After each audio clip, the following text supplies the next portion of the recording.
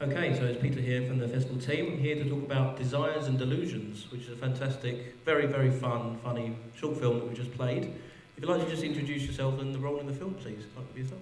I'm Nicole, I'm the director, writer, and I acted in it as well. Julian Butterworth, I filmed it, cinematographer, I edited it, color grading, some audio as well. My name's Anita, I'm producer, co-writer, fellow costume maker as well with Nicole. Great stuff. So yeah, really fun film. What I liked most about it was how it kind of took a classical setting and used very modern, contemporary kind of theme, if you like, of the dating and the kind of thing. And how did you come up with that idea, and what made you want to kind of combine those two things? Well, as like a family, we're very fond of Jane Austen and other kind of sort of writings like that. So I think we always kind of liked that setting in general, just Regency. And as a lot of people know, it's not very relatable. A lot of these lives, say balls and very quickly marrying someone. And I wanted to, because I know quite a lot of people that use like dating apps like Tinder and stuff like that, and not very successfully. So I thought, I actually one day was just looking at this portrait my mum has from, it's like the Jane Austen shop. And basically it's like a portrait of Mr. Darcy, and I just thought, wait, it looks like a dating profile. So the whole thing came about, and I like to make it like Regency more relatable, because a lot of people watching it, like a lot of the references with the portraits are quite similar to people's experiences. That's what makes some people might find it funny. With like the two guys in one portrait, because some guys have like all their friends in one picture, and you're like, which one am I talking to? Or like, you know, the painting over the portrait. A lot of guys, like, they'll have a really good photo and they'll crop the girl, like their ex-girlfriend out, and you can just see their hand in it a little bit, and you're like, oh, that's a bit weird. So yeah, that's the inspiration, and that's why we wanted to kind of do it. We actually had quite a few films with that kind of Regency setting this year submitted. That's quite interesting. Oh, did you? Yeah, I mean, is it? I don't know. Is it the success of things like Downton Abbey and Bridgerton and all that kind of stuff? Do you think? I think the thing is, it's one thing that keeps coming in cycles. Like, you know, they've made like Pride and Prejudice like 5 times now. 5 times this year, I think. No, I know, just in general. But they've been doing, you know, like Emma 2020. That was one of our main inspirations, because it's Jane Austen, but it's very pastel colours. Well, it's very realistic. So while Bridgerton, that's probably going off Downton Abbey, because it's very American style, because it's very like a fantasy of like a Regency dream. That's what we normally call it. Fever dream. Fever dream. So yeah, I think that general thing is becoming more popular. But yeah, we just always we did it anyway, not because Bridgerton, but just timing. I guess it's good timing, because I think if you're having a big show that's quite, you know, popular, it's going to help you maybe, because more people will be open to that sort of stuff. Yeah. So am I right in thinking this is your first film? Yeah, no, kind of an unusual undertaking. I'm going to do a period thing. Yeah, I mean, that's quite unusual. Yeah, you don't get many people do that first time. Yeah, and my second film's set in the 60s as well, so I'm sticking to the past. I find it more interesting. I feel like almost easier to be more creative. I don't know. Okay. Even like Sexification, the show, I like how it's not set now, but it's also not set in the 80s, but it's got very much influence, like 90s, early 2000s, you don't know. So I feel like if I ever did anything modern, it would be not modern at the same time. So I don't know, I quite like doing period things. Yeah. Sure. So, Mrs. Cinematographer, how did you first become involved? What's your background? And what kind of ideas did you have in mind? My background is mostly marketing and doing commercial videos and those kind of things. So this was also my first short film. And obviously I've known Nicole. I met her actually on the Bridgerton set. So we were both extras on it. So that's how we met. And, you know, she always has been really keen on doing this. So got involved, and it was a really fun project. Very small crew. But from the get-go, knew it was a very unique idea.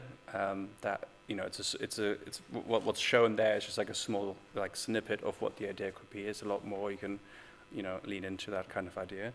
So it was really interesting and a lot of fun shooting out. The costumes were, you know, custom made. I think that's, you know, that's crazy and fun at the same time. And for a first project, doing something Regency era, I think that in itself, you know, it makes it difficult. You know, you have planes flying overhead, you can't shoot, you can't be close to a road, all of these issues that, you know, present themselves. There's a lot of things, isn't there? Even like wearing watches or anything modern, basically, you can't, Actual piercings and stuff, I had to change it to clear and stuff like that. You didn't, you started at the top, the difficulty level high, I imagine, for your first film. But luckily, with the costumes, because we made the costumes as well, Okay. because we're nuts. Yeah, I was like, it was getting light outside. I'm like, I probably should stop sewing now. But it's one of those things, Regency, because the style of costume is actually a lot easier to make. If you're doing something maybe 50 years before, you have like the massive skirts, full corsets. This, like you can just see in the show, the film, it's like literally empire waist, so it's not like tons to do. It's still difficult, but you know, at least we picked it and it made it a little bit easier for us amateur sewers. But yeah. Let's talk about the costumes then. So how do we even go about that? Have you got a background in that already? Or I think I did a year's course in sewing once, and I've got a good sewing machine from Switzerland, a Bernina, and I think you had my old Bernina. Yeah, we had we had two two going Berninas. at the same time in my flat, and yeah, I mean, I went to bed normally like at 12, and she'd stay up till 2 or 3 in the morning finishing things. Yeah, so it was, yeah, and we made the portraits ourselves on Photoshop, didn't we? Like, Yeah. because thankfully they are obviously, you know, in the public Thomas domain, Lawrence, those yeah. images, so you can use those. Right. So yes, it was a bit full on, to be honest with you. Yeah. How do you even go about like starting those dresses and things, or do they? There's a pattern. From patterns, yeah. Yeah, so with the dresses, like we're not technical. I did do some pattern learning, but it's very difficult. But what I would do is take the pattern, maybe like there's some bits about the dress I didn't like, and then kind of just make it up as I go along. So maybe I wanted to change something, and like all the we had made little jackets that go on top of the dresses that we didn't have a pattern for that, so I kind of used the dress as an inspiration. It's mostly it's like the longest process I think is coming up with a colour palette, what each character like wears. So like my character wears purple, and I feel like that kind of each character's colour kind of some like meshes with their personality. So I think, and also sourcing the fabrics. I mean, it's cheap. Like the thing is with hiring costumes, it's actually really expensive. Like just even, and also you only get them for like a week or something once a few weeks shoot, and then you have to try and get the costume back. So, and because we're doing it ourselves, we don't have to pay ourselves to do it. So it's just fabric really that we have to find. But yeah, I feel like I'm quite like attention to detail. So I feel like if I was hiring a costume, I'd probably be like, oh, but I don't like that. So if I get to design the whole thing myself, then I don't know, it makes more. And the box as well, you know. Oh, and yeah, we made the box, yeah. Well, we had the box. I'm not a wood carver. But yeah, we had all the lining in it and stuff like that, but yeah. Question for each one of you. So this is pretty much your first film for all of you, I believe, yeah? Yeah. What is something that you learned that you kind of surprised you, that you never maybe thought it didn't come into your mind? Is there something? Can I go first? Sure. Because we filmed in 2 different locations, and the house in the parlour scene is filmed in a village called Turvey in Bedfordshire, and it was a family owned it and lived there. They were incredibly noisy, weren't they? So their modern kitchen was right next to the Regency sort of parlour room. Right. And they had mixers going, and the kids running around, and the TV on. Kids watching TV. Wasn't quite expecting that when we rented it as a location for filming. It was Came with interesting. Yeah. Oh, usually. Like I said, we had planes flying overhead. We also filmed during the hottest week of the year. Right. It does look very hot. Yeah. Trust me, we got a bit burnt. It was fun. I think it's more like with us, with our main thing is just, I think we underestimate how with such little crew, like literally we didn't have a sound person, lighting person. Like Julian did sound, well, technically sound, lighting, filming, like Editing. everything. Like it's me and him. We had another assistant sort of person, but like we're trying to do a film with so little people. We had a lot of helpers, but they're not like specialists in anything. So I'm very happy with how it turned out. But we had to do. Actually, our famous last words is, don't wait for the edit, get it right on the day. So like we thought we can fix it in post. Famous last words. So with like the picnic scene, we had to, because it was so incredibly hot. Normally nowadays we would use like a massive sheet, like to like block out a bit of the sun. But all we had was big black umbrellas. So that helped with the not being like squinting, but then also we had to then correct that to make it not look like we're on harsh shadow when technically we're supposed to be sat in the light basically. So I feel like we would learn that for next time. That's right. Yeah, more lighting stuff. Is there any burning questions in the audience? There's one here or one over there. I've got 2 questions. The first one was, I really like the big push-in shot that you have at the beginning. Maybe could you talk a bit about how you achieved that? Just fly a drone forward. Fly a drone. Well, it was a tilt up, wasn't it? So Yeah, it was a tilt-up move with a drone that we just fly towards the building. And then my second question is, if you wouldn't mind sharing, could you tell me what the budget was for the film and how you distributed that in all the different departments? I think overall it cost about £14,000. That's the long version, because basically... Yeah, so we made a 38-minute version, so that not was... 38, but was 30 ish. minutes. We filmed more days at the picnic scene. We were there 3 days, I think, so that was quite expensive just to film in that garden. And then we haven't used it, but so it was distributed. How... God, I need to open Excel, my spreadsheet, to have a look at that. So basically, Nicole and Julian met on set as extras, and really they did everything they did for free, and then some of the other people in it.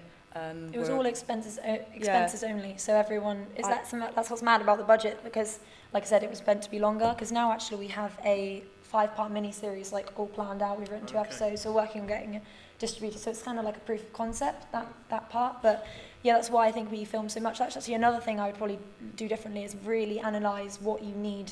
Because at the time we didn't really know, because we'd not done it before. But now I would have, if I could do it all again, I would have only filmed what you saw basically, and then we could have had more time and perfected it even more. So just maybe thinking more through, just making sure every planning, do you need this scene, even though it's like a good scene, is some of those things. But yeah, we were flying by the seat of our pants basically. Yeah, I was going to say, I think it has got the feel that you could do more with this, so that's interesting to know that you are thinking of that. Five part 30-40 minute episodes. So yeah, definitely, because a lot of people might think, how can you do anything else? But there's other types of dating. I won't ruin too much, but yeah, it's fun and definitely gets in more into the characters and has an unexpected ending. It's not like a typical rom-com ending. I mean, you like doing that. You like taking an idea from the future or what we live right now and sort of taking the past. I think it's quite good. Yeah, it's a bit different. I feel like that's what our next one's doing as well, but slightly different. Great. One more question here. I have to say, fantastic film first of all. If you had to pick any of those profiles, which ones would you pick? Duke of Wellington for me. No, he's married. If I was vain, it'd probably be the Mr. Montgomery, the first one, because he's the best looking portrait. Because I don't really think any of the portraits are actually that good, considering modern times, because it's Thomas Lawrence, so he painted actually people from the time. But you never know what you're going to get, though. That's the thing. You might pick the portrait, but when you meet them, they don't look anything like their portrait. So maybe the first guy that they talk about with the nice cravat, because I do like fashion. So what about the horse? Or the horse, yeah. Final question. This is any others from the audience? No. Final question. What is the part of the film that you're most proud about? Because people always say, I don't like that about it. I don't like that. When people watch it back, let's turn it into a positive. What's something that you're really proud about that you did on the film? I think I really like how it looks inside the parlour. I really like the costumes and the colours. I think that's just nice, and it's all natural lighting. We didn't have any lights outside, to really, help with that. So we kind of like fighting against time there as well to try and keep the scene looking roughly the same, even though we didn't have any lights, helping out from the outside. But I think it looked nice inside the parlour. Just the colours and the room itself with the gold and the highlights. I think it was just pretty. Yeah.